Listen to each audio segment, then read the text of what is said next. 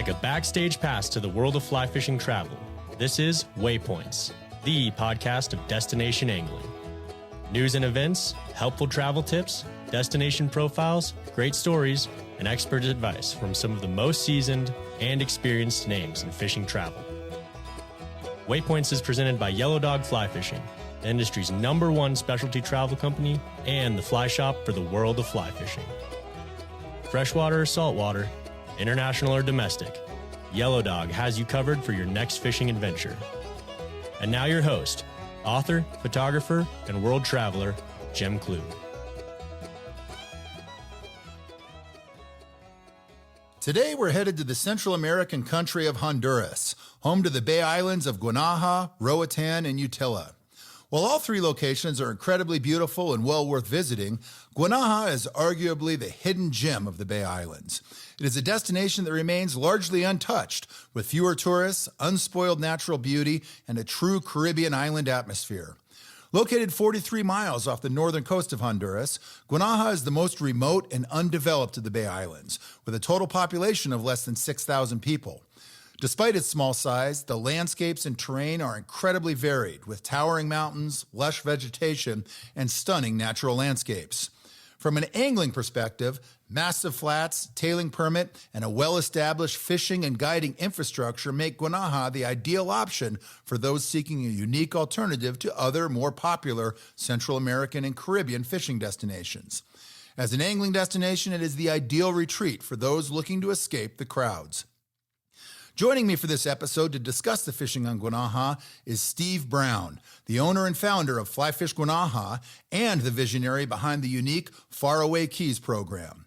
Driven by passion, perseverance, and a deep connection to Guanaja's fisheries and local communities, Steve has created one of the most unique operations in the entire world of saltwater fishing. What started as an idea to build a single permit-focused fishing lodge on Guanaja has today grown into a multi-location offering that promises exceptional flats fishing while also making a positive impact on the surrounding environment and its people.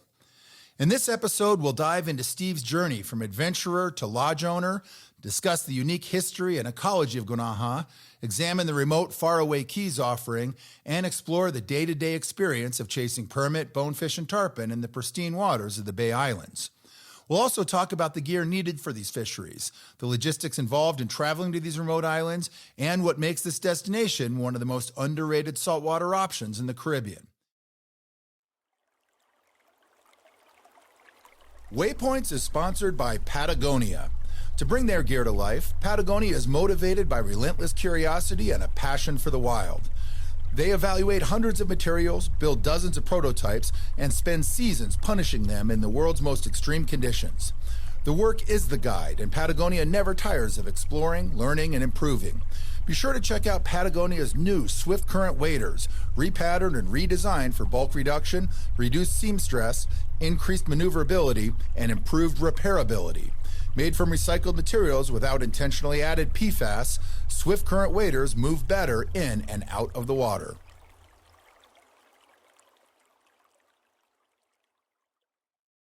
Steve, welcome to Waypoints, and thanks for sitting down with us today. Thanks so much for having me, Jim. It's a big honor. Well, it's good to have you here. We've worked together a long time, but we have yet to sit down and go deep into the Guanaja and Faraway Cayes programs. I'm excited for this conversation and really appreciate you taking the time to talk with us today. Let's start with your personal journey, Steve. How did you first get into fly fishing? And then at what point did you kind of find your way to the saltwater after all that began? Right on. Well, thanks for asking. I was lucky enough to grow up here in Colorado in a suburb of Denver, but our family had friends out on the western slope, and we were fishing the White River since I could remember walking, and up in Steamboat. But it was my dad who learned how to fly fish just ahead of me and taught me when I was about 9. And then a few guided trips really informed my life at a young age. In fact, I was on the San Juan River, and he took us on a guided trip with Mark Angler. And Mark Angler is a legend on the San Juan. I was about 15 years old, and he told me I had a knack for it. And I've yet to been able to shake his hand and let him know what an impact that had on me. But simply that phrase that I had a knack for it stuck with me. And then I was lucky enough to get into Colorado College and stay fairly close to home in the skiing and fishing that I loved. In fact, right near the South Platte. And that's where I really fell deeply in love with fly fishing and the challenge of it. Class would get out at noon and I would just be beelining it for Deckers and then on to Cheeseman Canyon on the South Platte. And I found, catching those big rainbows was more challenging than really college, but it was a great combo. It was how I kind of dealt with the pressure of a challenging college. So then one time when I was on the South Platte, a fellow named John Duncan came to Colorado College where he also graduated and did a talk on the fly fishing industry, which I didn't know those two words went together at all back then. I was just always fly fishing. In fact, I missed his talk, but everyone at school was like, "This was for you, Steve. Where were you?" And I was like, "Oh, I was fishing." And so I called John Duncan. Long story short, he told me to call Telluride Outside, and I got my first job out of college at Telluride Outside.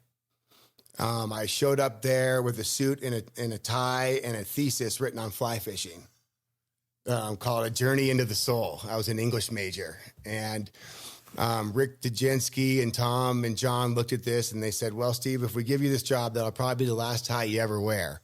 And they're pretty much right. So really, I started humbly right out of college in the fly fishing industry because I wasn't ready to guide. So I was waiter boy, fixing patches of waders and waiting for my opportunity. And then finally a guide didn't show up halfway through the season as they've been cutting me loose guiding every day.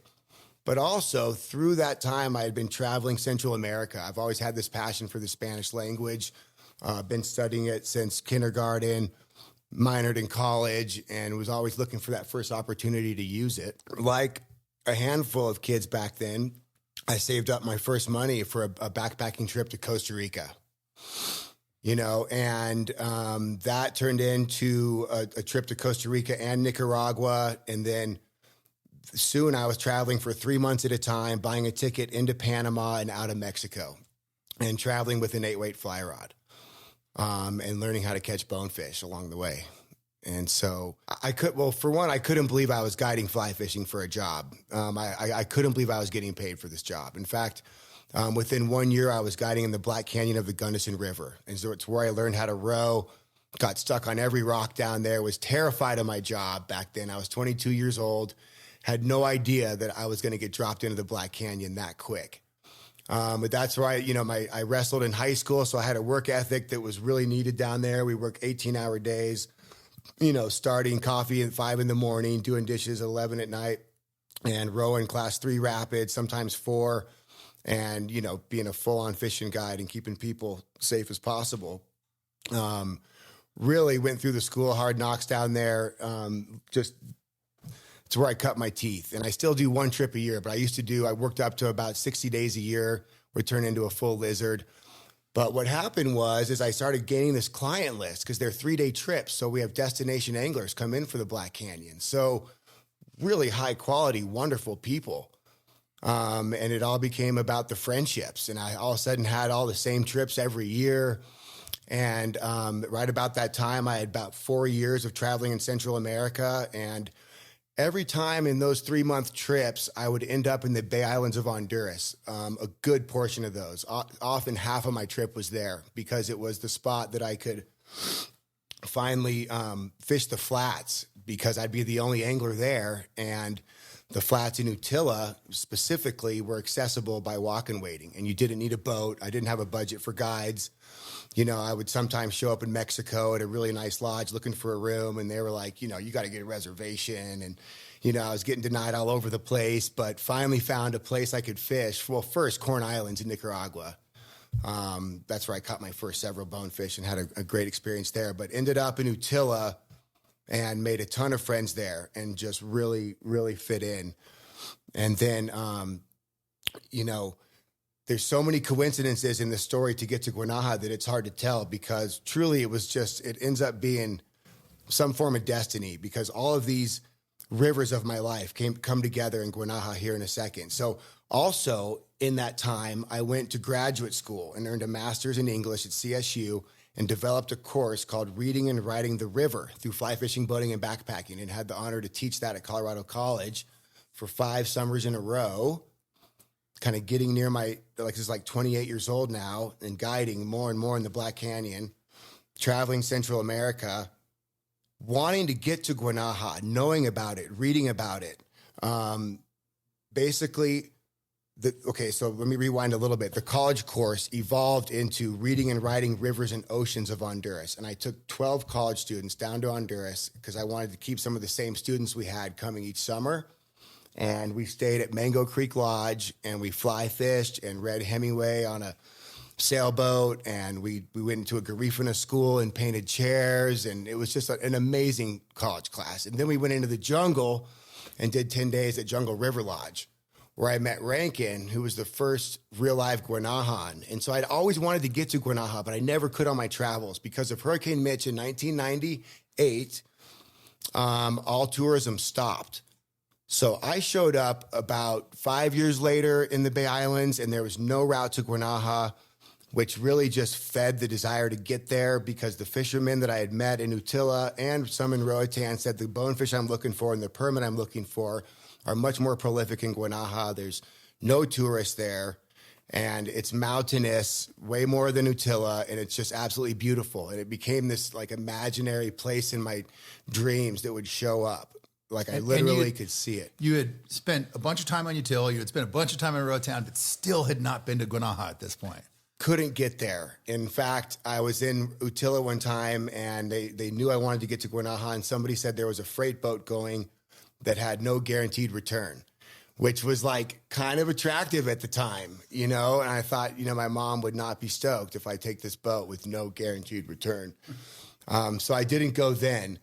But what happened was after I met Rankin, the first real live Guanajan, because he was working at the Jungle River Lodge as a rafting guide, and Rankin becomes a crucial character in our story.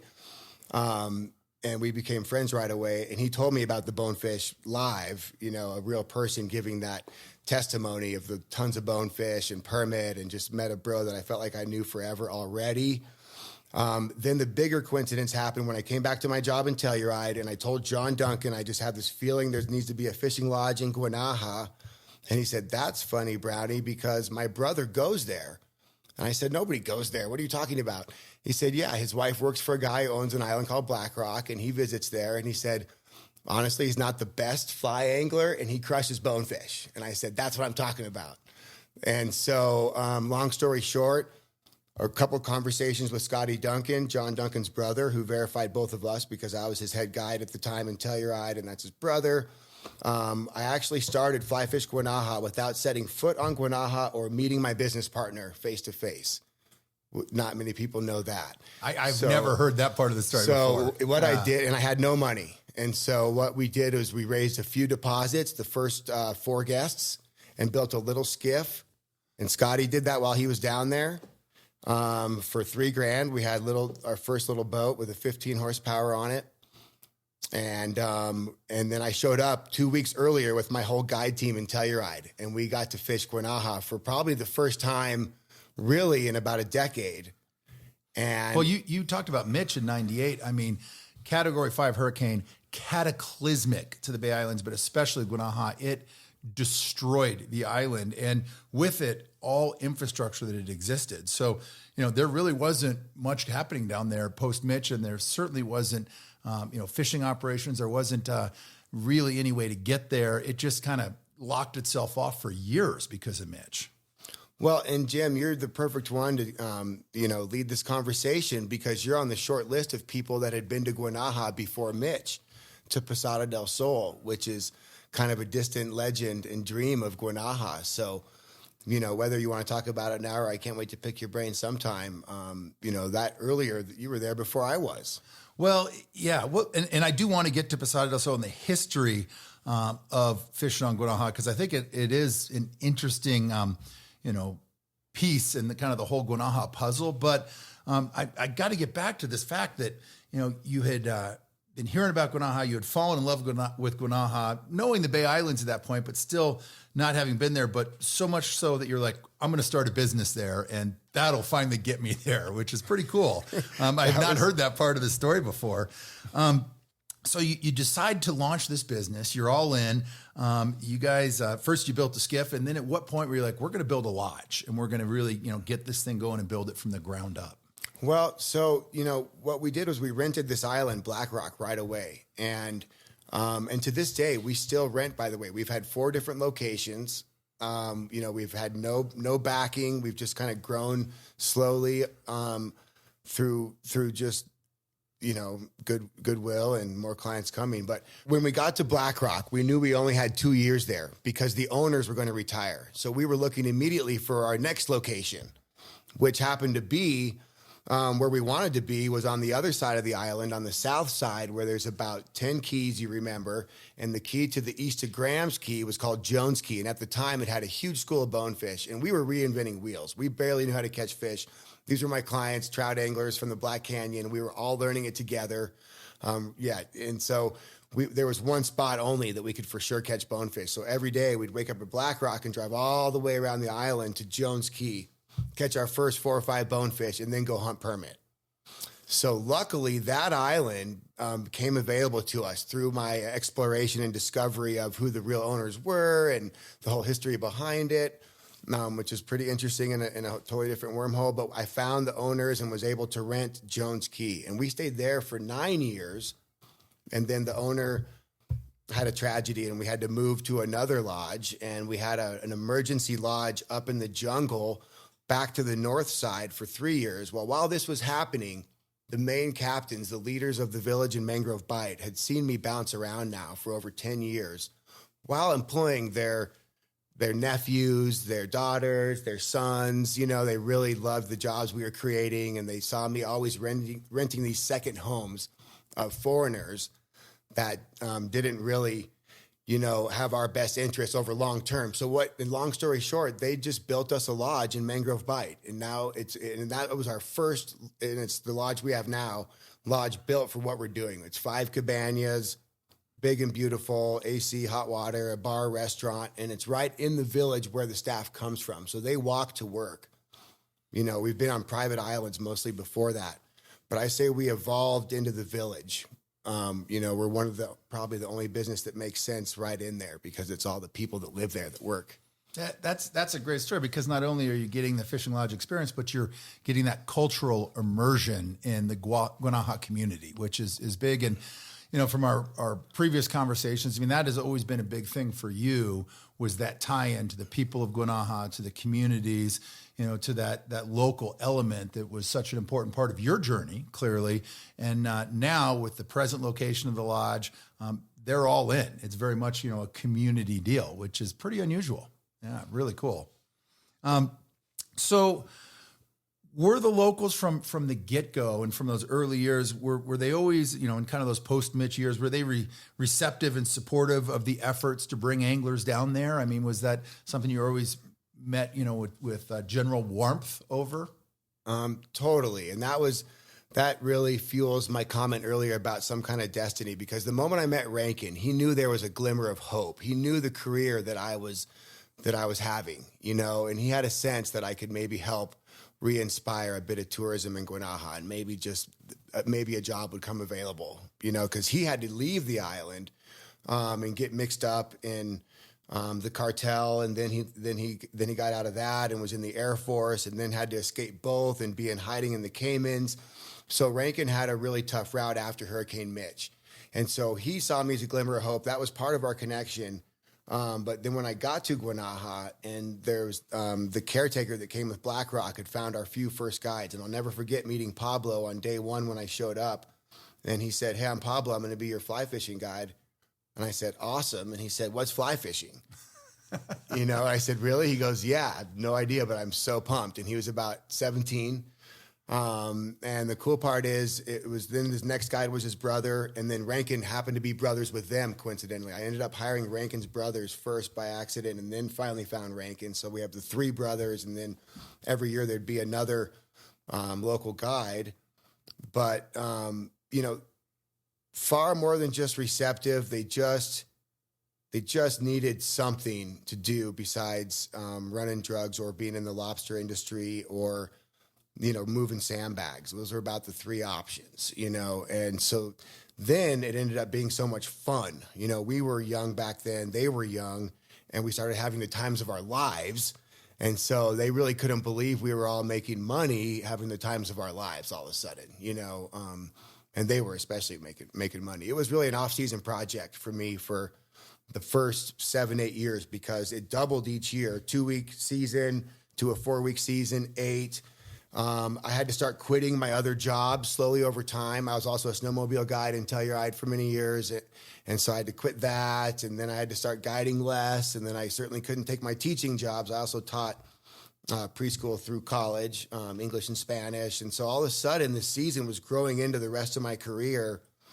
And then it was so important for the people there that we all had to turn it into a real business, really, and do our best to keep it going, you know, and we're headed into our 19th season now, which That's is amazing. A crazy thing to think and of. what a great start. I mean, I hadn't heard about all those early years. That was cool. But, you know, we did touch on it a moment ago about some of the legitimate angling history on Guanaja, dating all the way back to probably the early 1980s.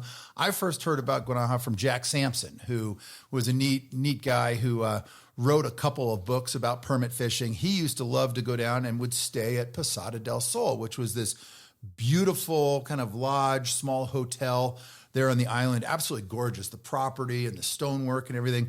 And that was how I first found my way down to Posada del Sol. I still remember fishing with Robert Hyde, who was Jack's favorite guide, and had made it down there, and it was spectacular. I mean, it was really good. It was largely untouched. Then Mitch hits, and of course everything has changed, and boy, it just destroyed the island. But you know, those early Posada del Sol years, I don't know if that was the start of fly fishing on Guanaja. I mean, certainly some other people would have had to have come before. But do you know anything about those early days in Guanaja, or what have you learned over the years as far as kind of the introduction of fly fishing to Guanaja? Well, that's just so interesting, Jim, because when I was at Mango Creek Lodge with that college course, I looked on the bookshelf, and here it is, Permit on the Fly by Jack Sampson, and Fly Fishing for Permit. Yeah. You got the two of them. So I poured through that book. And honestly, at that point, I had learned how to catch a few bonefish and had a few arm wrestle matches with some Doc Tarpon. And I really did not know the permit game at all. And Jack Sampson, those two books got me so fired up. And he adored Guanaja. You know, he adored it for its people and its bigger than average permit. And I could see it from Roatan. That was the other thing. It was like off in sunset, sunrise actually. You could see Guanaja from where I was there. But Jack Sampson definitely helped fire that, you know, inspiration to get to Guanaja. And then once I did, I had to find Robert Hyde. And so that's so cool that you probably fished with him, right? Yeah, wow. several times. By the time I got there, he was a caretaker at one of the nicer keys. And I tracked him down and said, could you please fish with us? I've, you know, got this young group of teenagers from Mangrove Bight that we're training, and would you fish with us and teach us some of your ways? Because, you know, he kind of worshipped Robert Hyde as the guide, you know. And so he pulls out these polarized that he'd saved for over 10 years, and you could see his eyes through them. You probably gave them to him. They were like a yellow kind of rosy lens, aviator style, and you could see his big awesome eyes still. I'll never forget. And they didn't have a scratch on them. And by that time, my guides had been through like 5 pairs of shades each, and I was like, what is lost here? You know? And so, but Robert Hyde. So I tracked down the legend from the book, and you actually got to fish with them. So that's just such a cool synergy. Well, it's awesome that those books by Jack Sampson had that impact on you. Same thing with me. I mean, you read those things. It's like, okay, now I know what my addiction is. I know, you know, what I'm going to focus on for the rest of my life. Yeah, he says it's impossible. That's for me. And Jack was a neat guide. You know, he, I mean, just a fascinating story. I actually, towards the latter end of Jack's life, I got to do several trips with him. And, you know, he was an editor for Field and Stream, one of those classic old school writers where, you know, every story was, you know, 10 times greater when he wrote it than probably what actually happened. Everything was kind of embellished and, you know, in that old Rourke kind of, you know, adventure way of writing from back in the day. But he was a neat guy. I mean, from dating back to his days, you know, flying with the legendary Flying Tigers for Chanot back in the day, and all his years with Field and Stream and traveling the world. But yeah, he's the one that definitely started the permit bug for me as well. So he was he was an inspiring guy, no doubt about it. Well, When a lot of people, Steve, think about Honduras, they may think of some of the issues and the violence that's often associated with the mainland. I mean, that's a thing on mainland Honduras. The Bay Islands, however, are really a totally different conversation and always have been. Talk to us about the overall vibe and the safety level in the Bay Islands and especially on Guanaja. What have you learned over all of these years of spending so much time down there? Well, and that's one of the reasons I got hung up there so much in Central America. I was navigating the whole middle of that continent by myself. And that's where the Bay Islands is where I felt at home because of how friendly the people were. In Honduras getting such a bad rap for the violence on the mainland, you could tell these people were getting a little bit left out of the international scene that can actually provide, some really good sustainable tourism. And it seemed like the underdog in a way. The backpackers leaving Costa Rica wouldn't want to come to Honduras or even from Nicaragua. And when I got there, I just found just so much the opposite. In fact, all the people in the Bay Islands speak English as a first language. And there's not violence there to tourism, especially in Guanaja. Guanaja, there isn't even hardly any tourism still, so they've never come accustomed to that kind of relationship with tourists. And then in Roatan, is a gem for so many people. Families come down. It's a great diving spot, wonderful resorts. The price would, beat other Caribbean destinations. And then Utila, when I was there, just so friendly and no edge at all. And then we've explored the mainland quite a bit, retraced some of our steps to Jungle River Lodge and starting to fish in the Mosquito Coast and out Faraway Cayes. And, really just have only found friendly people along the way. And I think the bottom line is if you're not in the drug war, trying to stop it or trying to be in it, then they really just don't want to have a part of us, So the dangerous reputation of Guanaja is definitely, or of Honduras, has made our project a challenge, but that's one of the reasons I got into it. It seemed kind of like the underdog compared to some of the other countries down there that have a great reputation for tourism. And of course they have a lot more fly fishing operations. We're one of the unique things about Fly Fish Guanaja is we're the only fly fishing operation on Guanaja. We don't see any other boats on the horizon. It's not a huge fishery. It's a limitation in a way, but also we have it to ourselves.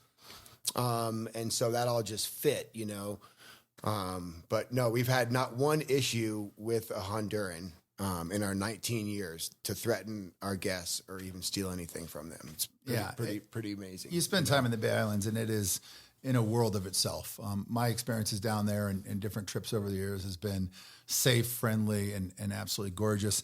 On that note, talk to us a little bit about the topography of Guanaja. What makes that island so unique? I mean, first off, it's part of the Mesoamerican Barrier Reef, right, which is the second largest reef system in the world. But it's an island that is characterized by crystal clear waters, still has very vibrant coral reefs. It is, ideal for snorkeling and diving, but it's then got this kind of mountainous jungle characteristic to it. One of the reasons it's known as the Green Island. Talk to us a little bit about this. Well, absolutely. It does seem like something out of a fairy tale fiction book, the way it's set up, especially coming from the mountains myself. So that, having a mountainous jungle Caribbean island is, it's hard to even picture unless, you've seen like Moana or you've been to those mountains in Roatan. And the beauty is staggering, and it's the Green Island for a number of reasons. One of the really special things about Guanaja is there's these underground aquifers that bring unlimited fresh water to the island and come out in these series of waterfalls and provide the whole island with the best possible, purest water you could drink, which is different than a lot of other islands. Having water is huge and it just makes it green. There's its own parrot that it's got there. It's got, turtles that are protected and a reef system that has been a struggle, but is more and more protected. When we got to Guanaja, there was really no restrictions on any of the fishing. There was still some use of nets, and just slowly over time through the goodwill of our clients, doing a lot of pretty neat philanthropy, like building a hospital, and then just Fly Fish Guanaja slowly providing more and more jobs. The catch and release ethic for the bonefish permit, tarpon, the anti-netting practices just came about organically over time. So it's even more special now than when we started. People really had to survive back then. But you really have to see it to believe it. The colors of the Caribbean there, you've seen it. It's just it's out of a fairy tale. It's extremely beautiful. And unlike anything you see in the other more well-known kind of fishing destinations of, Belize or Yucatan or the Bahamas, this is just in a league of its own as far as the characteristics of the island, the look, and just the natural landscapes. Really amazing. We talked a little bit about the history of fly fishing on Guanaja, but Guanaja, as far as big picture history, it's super fascinating. I mean, Christopher Columbus landed there in 1502. Then it had, a couple hundred years of really interesting pirate history, lots that went on down there. How does the historical character of these past events kind of shape the culture and the attitude of the island today? What have you found by spending all this time down there over the years?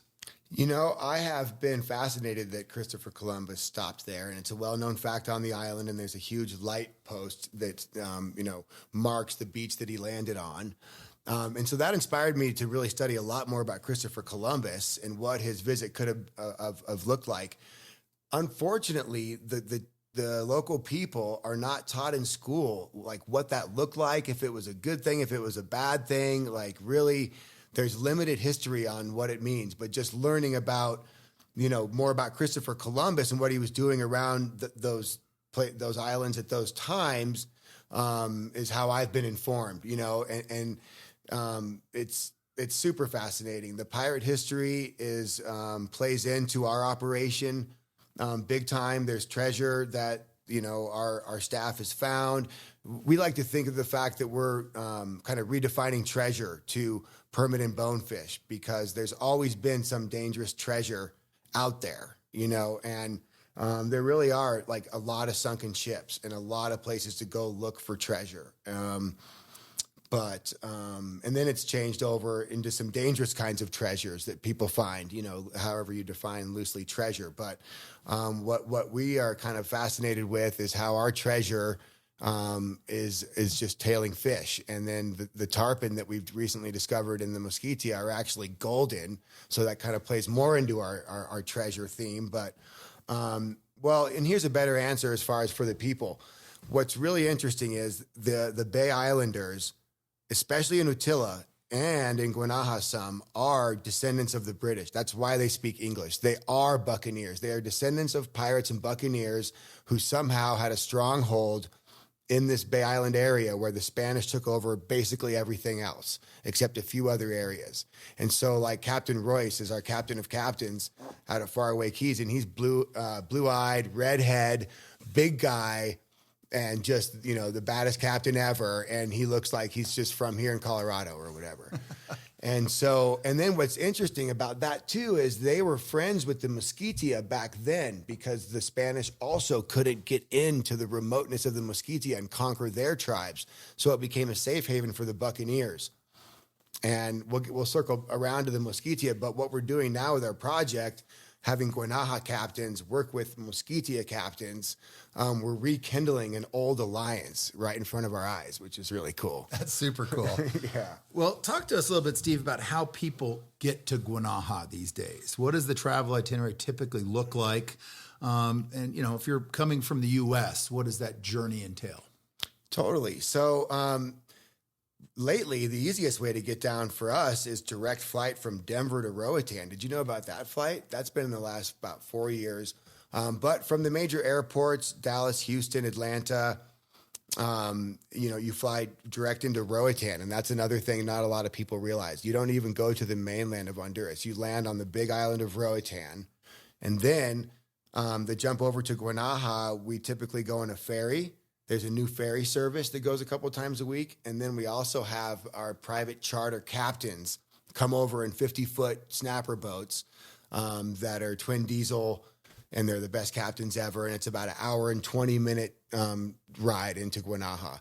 There's also a 15-minute flight that goes sometimes, but we really have been at sea, Yeah, the boats are a little more reliable as far as getting you there. Absolutely. And we've just been so lucky to stumble on to great captains. And it's a cool part of the arrival process, right? I mean, like you said, you get to Roatan, neat island in and of itself, but then you transfer onto that boat that takes you by water over to Guanaja, and that whole arrival process, it just, it's a part of the adventure. It's a very cool way to reach your final destination. Do most people come down for like a week? Is that pretty standard? Do you have certain changeover days? Yep. We've had luckily 19 years to kind of iron out logistics, and our Saturday to Saturday travel is really easy. People come in generally Saturday, get to our lodge by that late afternoon in Guanaja, and then leave the following Saturday. But we also accommodate half day, whatever. If people are in the Bay Islands and can figure out their international travel, because we have our private charter captains, we can have really any length of stay.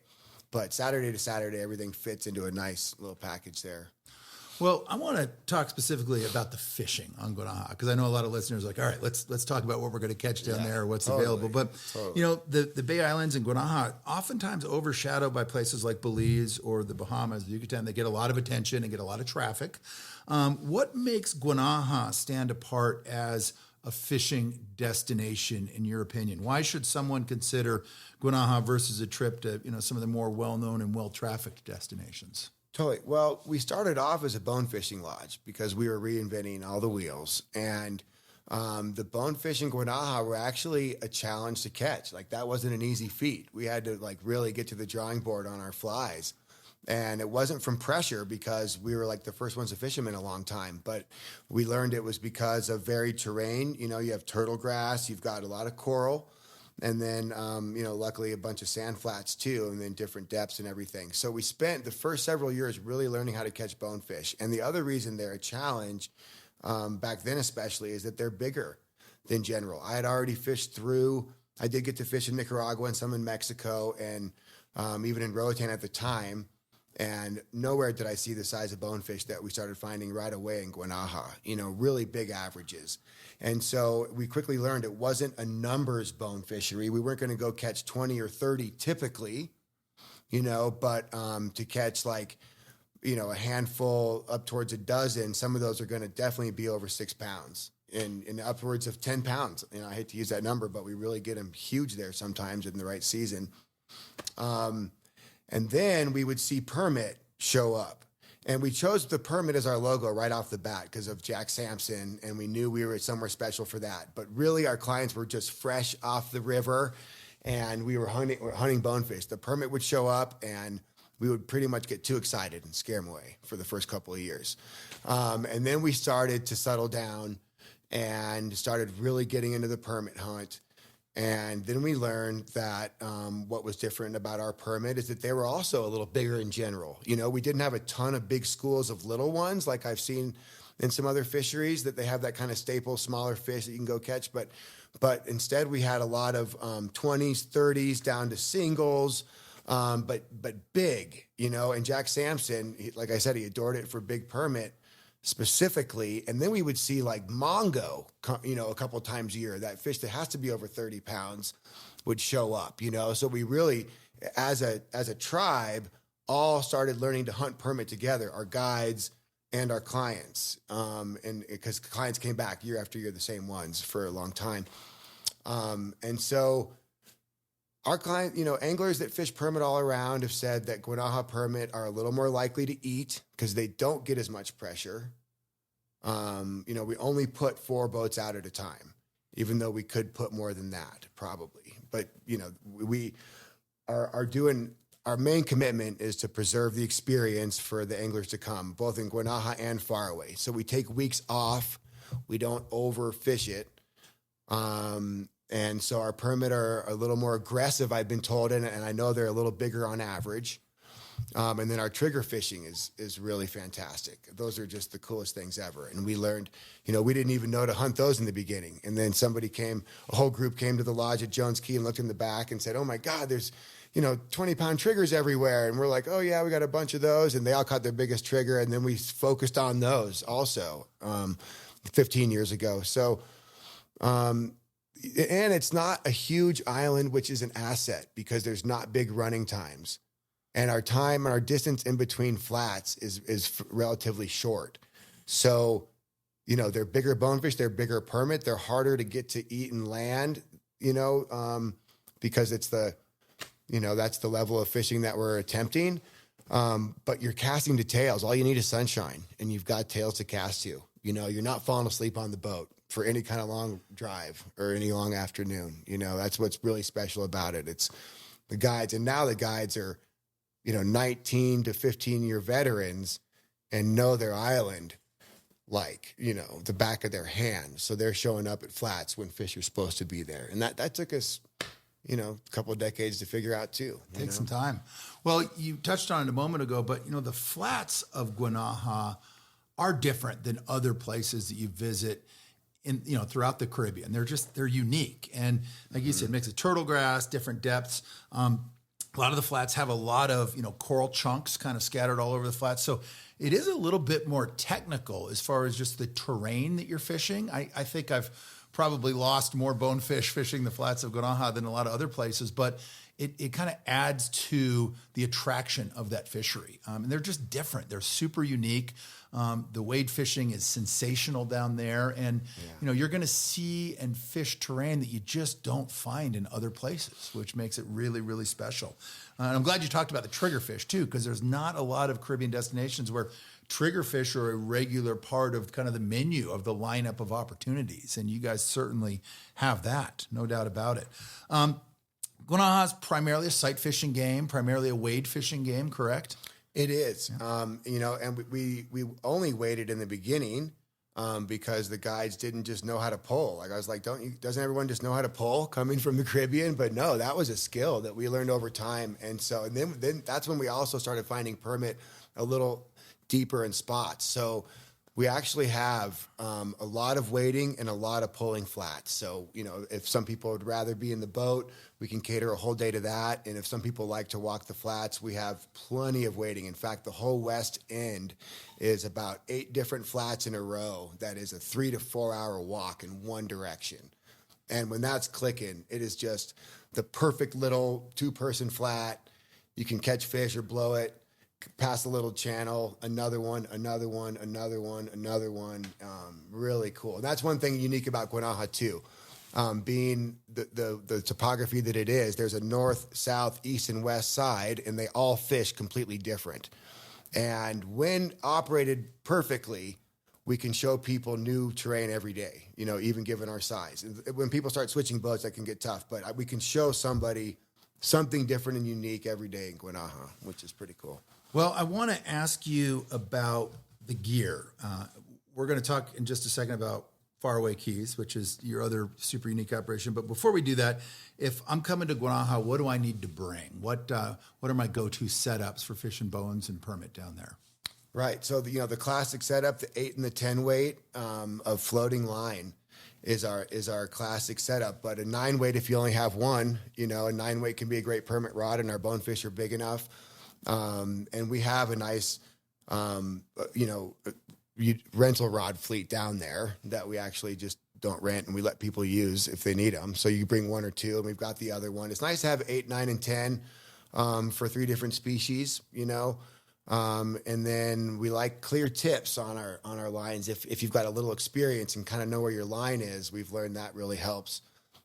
Be able to present flies to permit from a further distance. Now, those new SA Scientific Anglers magnitude lines, floating clear tip, they're a game changer. We're using those in a lot of places, and there you go. They are the real deal, in my opinion, at least. Yeah. And like you said, it takes a little getting used to if you're not used to fishing with a clear tip. But totally, when you dial that in, it's an effective tool. There's no doubt. Yeah. Absolutely. I totally agree. How about flies? Is it kind of, it's just the standard stuff that works throughout the Caribbean, or, when it comes to bonefish and permit, do you guys have a few local specials that you really rely on? Totally. Our first breakthrough was the kung fu crab. First we went down really knowing nothing. Everyone's like, merkin crab, merkin crab, merkin crab. Well, back then the commercial merkin crabs, I'm sure, and I know now for sure, didn't look anything like the real fishy merkin crabs, so they weren't working, and the kung fu crab was our first breakthrough, and still a fantastic pattern. The way those claws stick up as it sinks and gives that last mode of defense. They love that fly. But really, most permit breakthroughs, we're usually, and in the past, have been a couple years behind. So when all of a sudden it was shrimp, like we were catching them on shrimp, and when it was the super white flies, we were catching them when the Avalon is great. So flies and then we have our own fly tying team that is now since engineered some super awesome ones, like, the strong arm flexo, the combos that you get, custom. So the fly tying journey has been a blast. We came in knowing nothing, and there's always a couple vices at the restaurant and bar, and our guides are very good tyers, and it's been super fun. But really, I think you probably agree too. A good cast is going to be even more effective than the perfect fly. But everything from the pato crab just crushes, Avalon, Kathy's fleeing, the kung fu, and then our flexos. But it feels like when it works for everyone else, it ends up working for us too. And you just can't deny the spawning shrimp all day long, especially out of Faraway where we have the rays. But that's your one fly in Guanaja or the Bay Islands is your spawning shrimp. You can catch all three of those species all day. Absolutely. Do you guys have flies available down there if people show up and need something? Or is it like, here's the list, make sure you bring it down? A little of both. We're being a team run by a guide myself, our guides always have a good box of flies. You'll never show up and they're going to be like, oh, look at your box, none of them work. Pull out that one rusty one. They're definitely way ahead of the game on that. And then we tie nightly, so there's always flies available.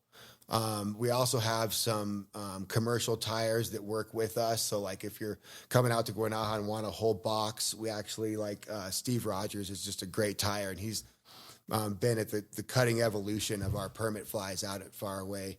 So that's kind of a custom deal, or we'll send out the list, but it's always good to bring some, and it's okay to ask the owner or anyone which flies should I bring, even if it's a list on the website, because it is evolving constantly. And then for you fly tyers out there, we love pointing you in many awesome directions to get prepared in that regard, and then there's the bonefish flies and weed guards. We talked about that terrain, and it's just simply weed guards. And lighter flies than you might have in your box. Yeah, absolutely. So rods and reels, 8s, 9s, 10s, floating lines, 16 to 20 pound tippet typically.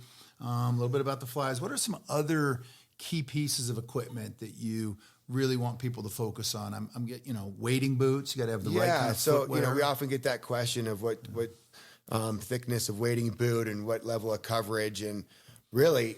We have sea urchins, we have coral, when we have sharks, and your feet are just always in danger. So when you're choosing a boot, you go for the more durable one for sure. I've kicked a sea urchin with chacos and learned all the hard way, and those coral cuts are nasty. So you can not even be fishing, on coral, which we don't, of course, walk on coral, but then you can be chasing a permit. He gets you into a precarious spot, a little wave can push you, and you can just nick that coral a little bit, and that's, could be bound for infection. So we just really protect our feet. Of course, just the great sun protection and water protection. And, what makes our packing list a little different than most is people love bringing school supplies down for the kids, talking to a little bit about the work our clients have done for the community there and ongoing, we've really been focused on kids. So almost everybody puts in a few deflated soccer balls, a few school supplies, some art supplies, and the village is just so grateful for that. So we definitely leave some room in our bag for those kind of things. I think that's awesome. You recommend that clients bring that stuff down. That's a special deal.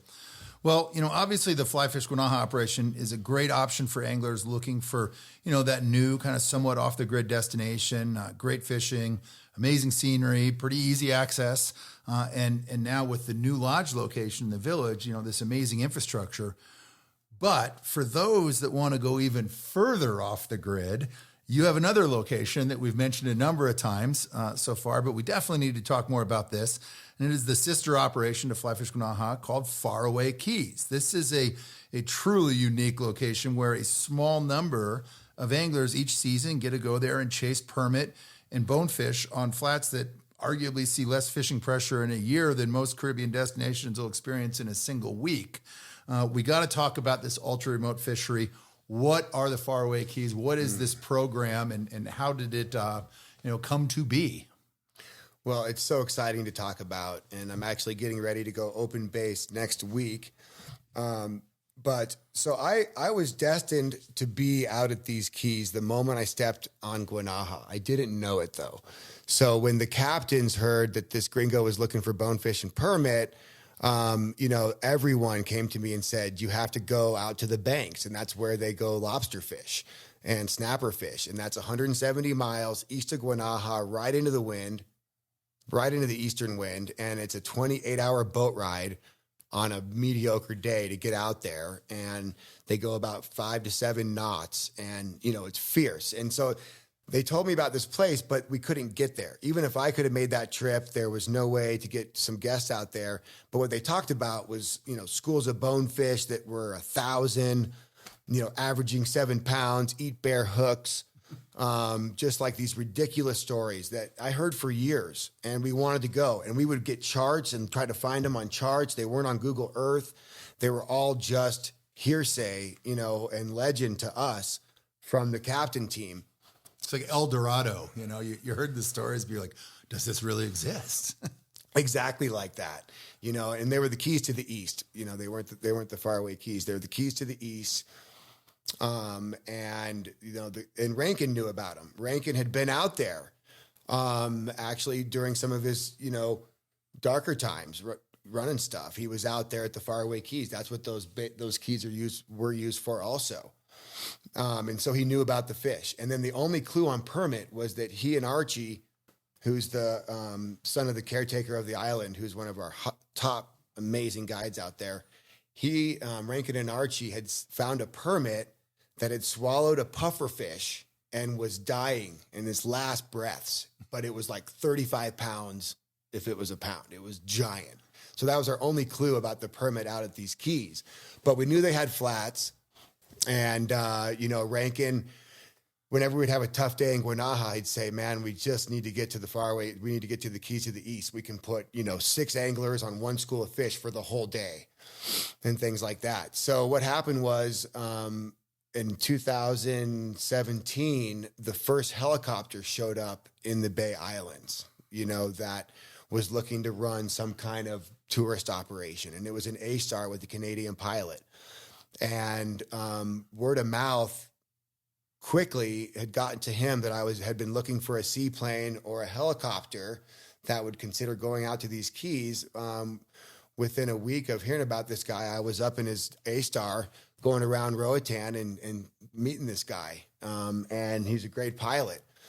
So we had some clients right at the lodge who were tired of hearing about these Keys from Rankin too. Like the clients had been hearing about it for a good decade now, and they were fed up. They wanted to go, and so 10 years into our operation in Guanaja is when that A-Star showed up, and we were going to a place that could potentially be 10 times better fishing, was 10 times more expensive, and it was 10 years into it, which is all pretty interesting. And so we got out there.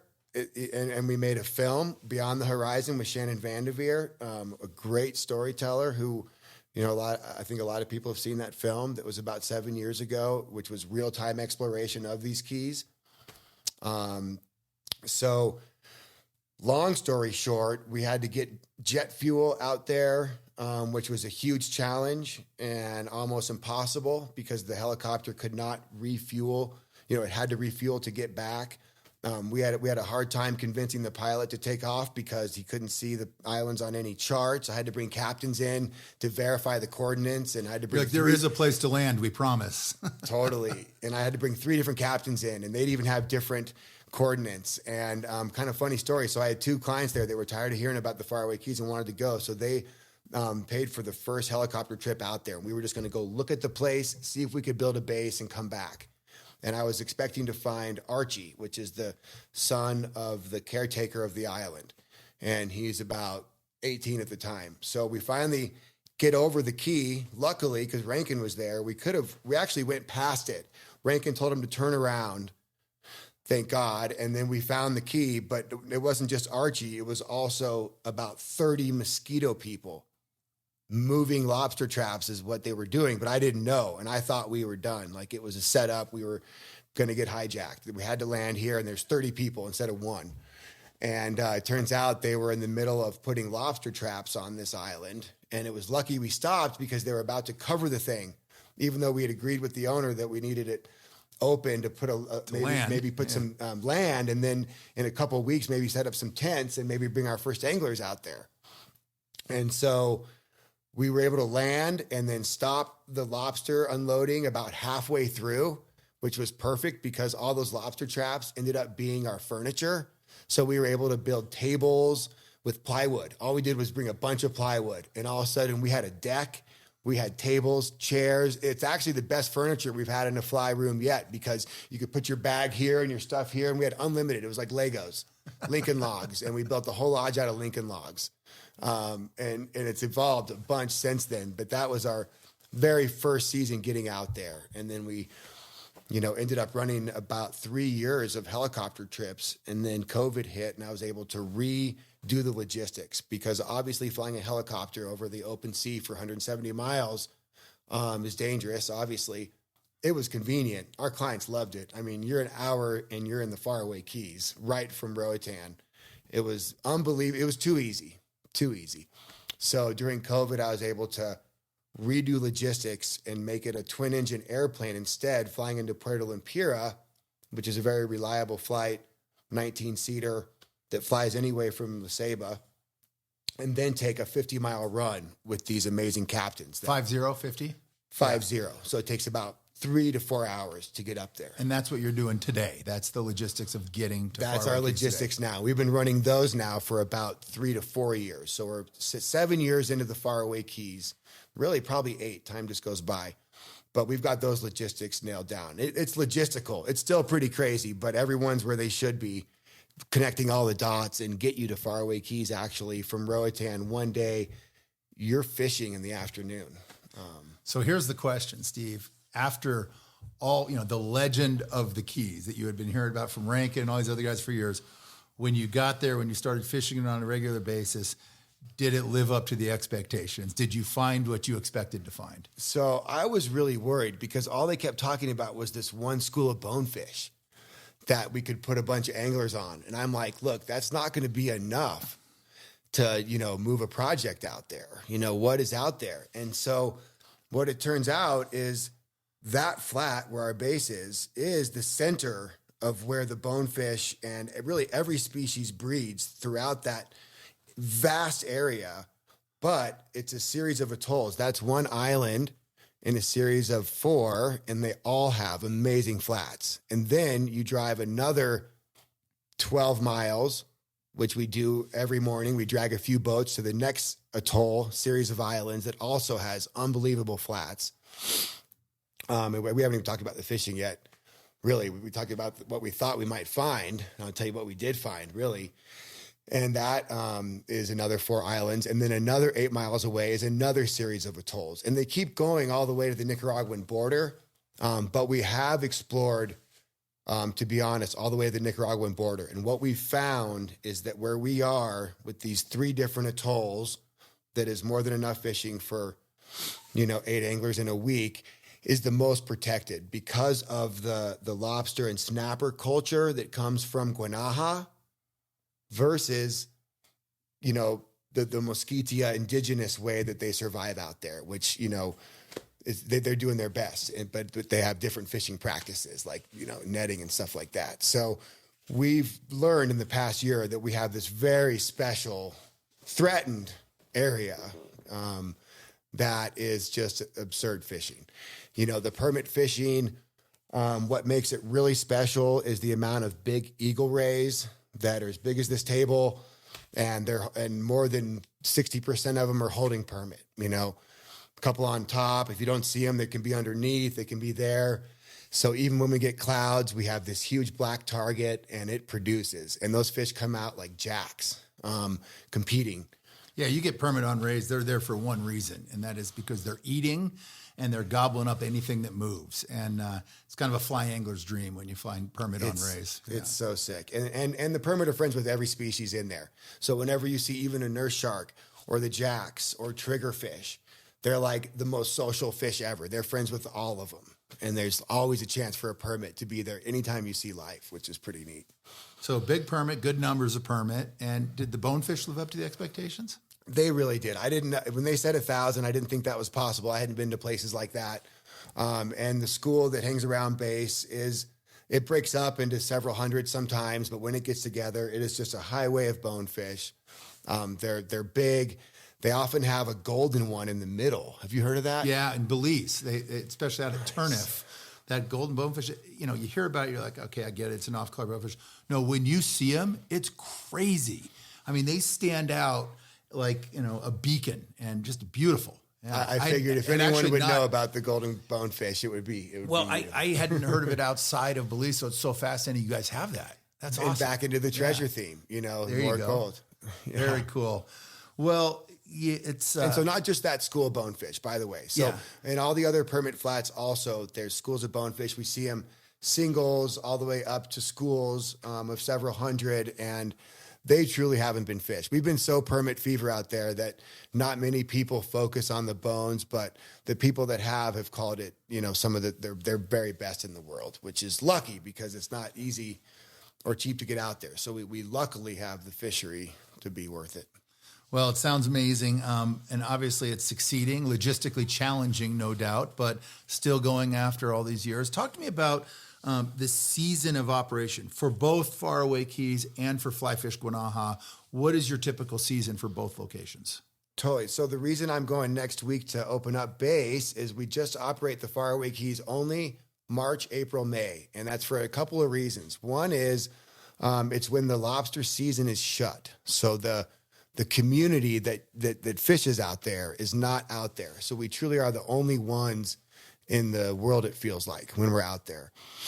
And then also it's reliable. It's the most reliable sun. When you're gambling all in on a trip like that, we haven't had to cancel any of them for weather so far in 7 years. Better knock on wood. Yeah. Didn't mean to knock there. But, and then Guanaja runs year round. And with the weather being more and more unpredictable, what we thought always the spring is the best. Well, we have great fishing in the spring, but it took us a while to learn that the summers and the fall are even better sometimes because of a higher tide in general and more fish come to the flats. And then we get surprised in our rainy season. People can only come in October or November or December. So amazingly, Fly Fish Guanaja has turned into a year-round business.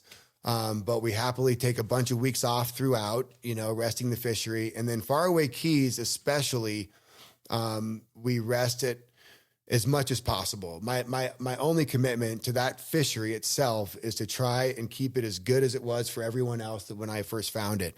And to do that, we only run 8 or 9 weeks a year. We take a week off after every 2. And, so that's one thing that drives the price up. Then there's the jet that gets us there safe, and then the team of captains that drives us there safe, and then the 25 staff out there. We put 2 guides in each boat. We have the best chef in Honduras out there, and my metaphor for his cooking is the fish jump out of the ocean and he hits it with a blowtorch and it lands on your plate, because that's about what happens. The food's ridiculous. I feel, I'm so lucky I get to go eat it, but it's, we have the shrimp boats come by and give us this much shrimp. We have the guides go out before lobster season and get during lobster season and get a bunch of lobster for our season out there. And some of them are as big as, small dogs that are scary even, it's amazing. Tell me about the price points for each and base it on a week-long package. If I'm going to go to Guanaja, what does that look like? And what is the price point out at Faraway? So this year, our Guanaja price is $46.50, which is very competitive with any other Caribbean trip like that. I think we've worked up to that price, and we just kind of try to match rising prices slowly and keep that accessible to so many people, And then the Faraway Cayes, it is just so hard to pull off, starting with the jet we have to hire private, and then the long run. So if people could just meet us at the quay, it would be almost half the price. And, and if we tried to run 20, 30, 40, 50 weeks, there might be some way to subsidize, the trip and make it more accessible. But right now our price point is $3,750 13,750 for the week. And that includes the flight and the transfer and the 6 days of guided fishing. But I was surprised to see some other lodges getting up to that kind of price point and not doing those logistics. I think we've always been, a little more fairly priced, Yeah. Well, it's a heavy price tag, but when you do think about those logistics, you think about the limited amount of pressure that fishery sees on an annual basis. It's well worth it. There's no doubt about it. Well, I want to close out the last couple questions of our conversation here, Steve. I want to touch on the subject of conservation, because one thing you've always emphasized from those early years and making it out to Guanaja, and really since the very beginning of your operations, is the importance of conservation and supporting the local community. Tell us about some of the initiatives and projects you've implemented in the Bay Islands, starting on Guanaja. Well, when I arrived in 2007, all of the north side was still devastated by Hurricane Mitch. And so where there should have been a huge mangrove forest, for 11 miles was just sticks coming out of the ground like a cemetery. And Scotty Duncan, John Duncan's brother, my original business partner, who I ended up buying out in a couple of years, is a scientist-minded person and helped start the mangrove restoration project with the locals. And then Fly Fish Guanaja from the beginning, through the business and the clients, supported it with our boats, with our manpower, and even ultimately client donations. And so we basically would go around the whole island where there were healthy mangroves, pick off the beans, build them shelters to be propagated in, and then go replant them. And so we started doing that as a company. And then that would be like some volunteers. But what happened to really accelerate that immersion, in that regard, is when our first student showed up without his parents. And that's Noah Thompson. And a few of you guys, a lot of you must know about Noah Thompson. And I was, lucky to be one of his early guides in life in the Black Canyon when he was 7 years old, and grew up to be one of my best friends. And when he was 13, he came out by himself and planted mangroves, because his parents were close with me, and Noah was already ready to travel and fly fish. So he returned every year and brought more and more friends, and we were able to help with more planting, and really dive into that project, and at the time I didn't realize we were growing a forest also with our people in Guanaja and with these teenagers and our clients. So we were actually growing a forest, and then we were growing a forest of people. And Guanaja student program just really started organically and grew to where all of June was teenagers. And then, the other kind of work that our clients would do for the local people would be building a few homes through Food for the Poor, and then ultimately their only hospital.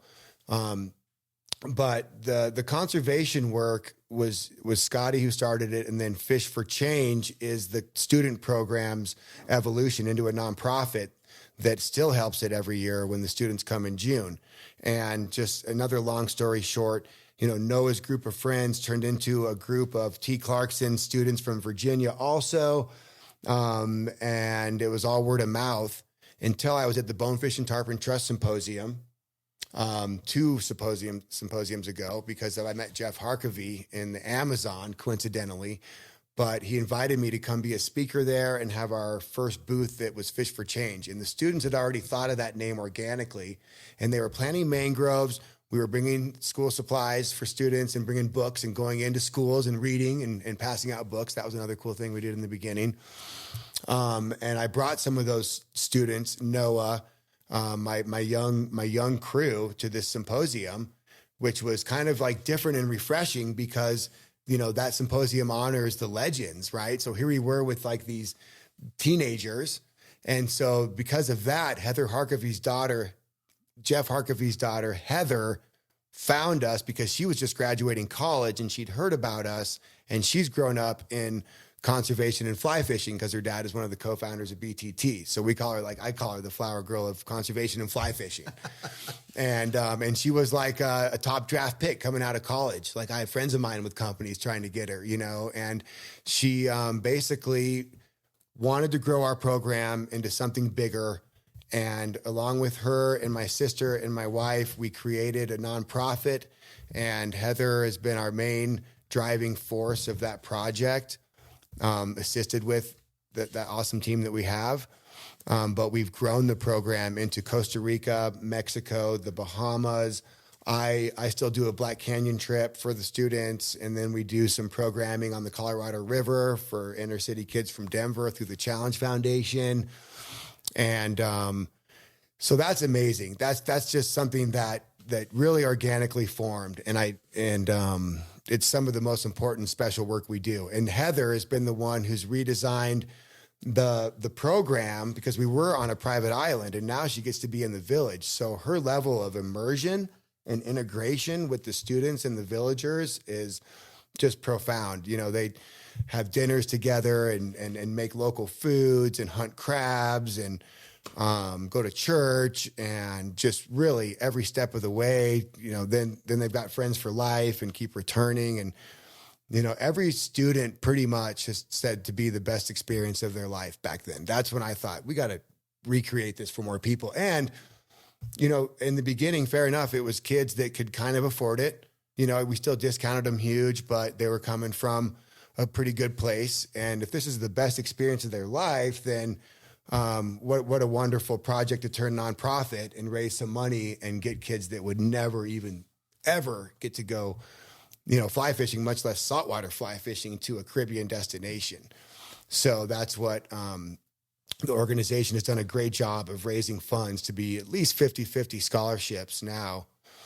And it's an awesome organization. And I would encourage everybody listening, check out Fish for Change, the website, fishforchange.org. That's it. You know, I've got two young boys, and I'm looking forward to you know, seeing them participate in the program, because I think it's just amazing.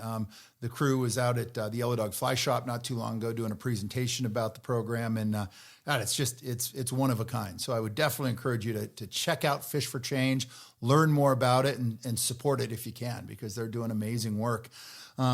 This has been an awesome conversation, Steve. I feel like we could keep going for hours and hours. Your story is unbelievable. We've known each other for a long time, but I can't even tell you how much I learned in this conversation today. And I love the origin story, you know, how it all came to be. Tell me, last question, what's next? What you know, big projects do you have that you're looking forward to? What do the next couple of years look like for Fly Fish Guanaja and your operations? Well, thanks for asking, Jim. You know, when we rerouted the logistics to the Faraway Cayes and went through Puerto Lempira, which is the most eastern port town of Honduras, almost to the Nicaraguan border, we got ourselves right into the lagoon and river system, where the legendary big tarpon and snook are. And on the very first day of exploring those logistics, I was able to get up into that fishery because of cousins of Guanajans that have distant relatives in the Mosquitia. All of a sudden, the guy said he had a cousin who was a fly fishing guide 10 years ago. And I said, where is he? And he said, a 20-minute boat ride upriver. And I said, let's go. And this was like 3 years ago. And within half an hour, we met this fella who looked like he was waiting under his porch for 10 years for the next fly angler. He literally was. He was waiting there. He saw how we were dressed. He jumped up like, finally, you know, and hopped in our boat, took the crew that we had, which was Rankin and Royce and it's a local team. And within an hour, we were into some of the most prolific tarpon fishing that I've ever heard of. You know, we had a couple spinning rods and a couple fly rods.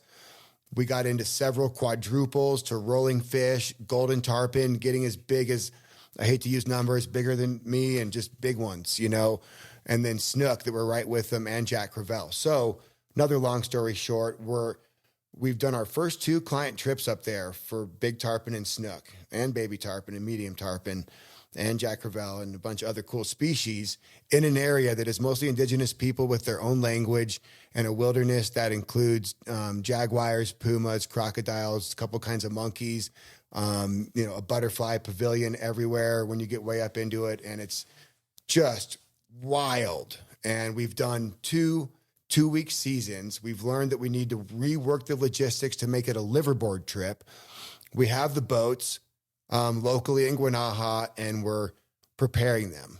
And I think we're going to take this fall season off for the sake of logistics and exploration. But in 2026, we're going to be offering probably one of the few liverboard tarpon and snook adventures. And we have the entire country as our oyster.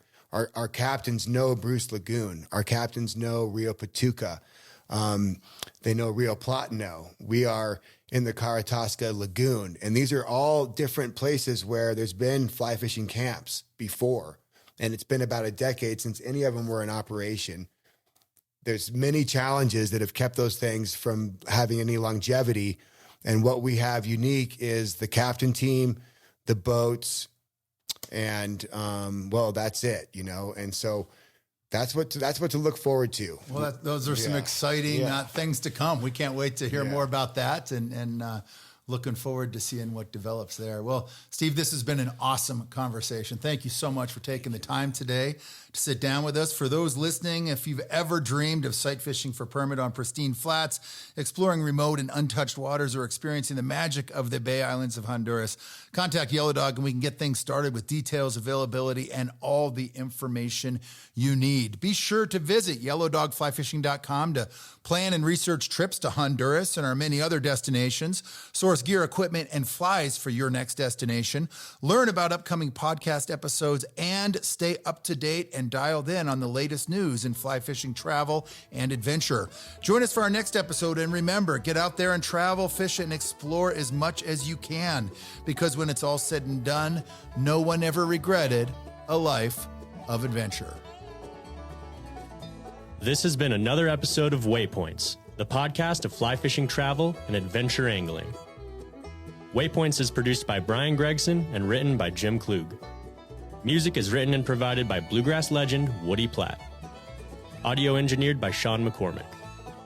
Visit yellowdogflyfishing.com for more location profiles, destination information, travel news, and the industry's best selection of flies and equipment for destination angling.